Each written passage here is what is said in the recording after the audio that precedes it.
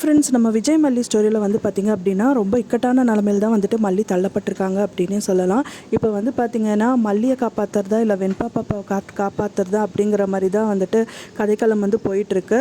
இப்போ ஃபைனலாக வந்து பார்த்திங்கன்னா விஜய் வந்துட்டு அவங்க கதிரேசன் வீட்டில் இருக்கார். அண்ட் தென் வந்துட்டு அந்த ரிப்போர்ட்ஸ் எல்லாம் அவங்க வந்துட்டு சைன் பண்ணி தான் ஆகணும். சைன் பண்ணால் தான் வந்துட்டு வெண்பா பாப்பா எனக்கு வேணும், ஸோ அது வெண்பா பாப்பா எனக்கு கொடுத்துரு அப்படிங்கிற மாதிரி அவர் கேட்குறாரு கதிரேசன். ஆனால் வந்து அதுக்கு விஜய் வந்துட்டு மறுத்துட்டு அந்த பேப்பரெல்லாம் தூக்கி வீசிட்டு வந்துடுறாரு. அதுக்கப்புறம் தூக்கி வீசினாலும் ஃபைனலாக வந்துட்டு வெண்பா கிட்டேருந்து கால் வருது.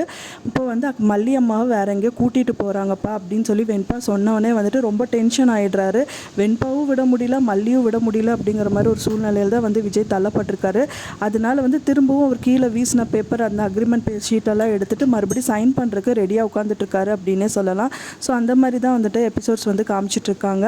என்ன தான் நடக்கும் அப்படிங்கிறது தான் வந்துட்டு ரொம்ப வந்து கஷ்டமான சூழ்நிலையில் வந்துட்டு காமிச்சிட்ருக்காங்க. நீங்கள் எப்படி நினைக்கிறீங்க அப்படின்னு சொல்லிட்டு எனக்கு மறக்காமல் கமெண்ட்டில் ஷேர் பண்ணுங்கள் ஃப்ரெண்ட்ஸ். நான் சொன்ன இந்த தகவல் உங்களுக்கு பிடிச்சிருந்தா மறக்காமல் லைக் பண்ணுங்கள், ஷேர் பண்ணுங்கள், சப்ஸ்கிரைப் பண்ணுங்கள். மேலும் இன்னொரு மல்லி சீரியல் அப்டேட்டோட நெக்ஸ்ட் மீட் பண்ணுறேன். தேங்க்ஸ் ஃபார் வாட்சிங் மை வீடியோ ஃப்ரெண்ட்ஸ். நெக்ஸ்ட் வீடியோவில் பார்க்கலாம்.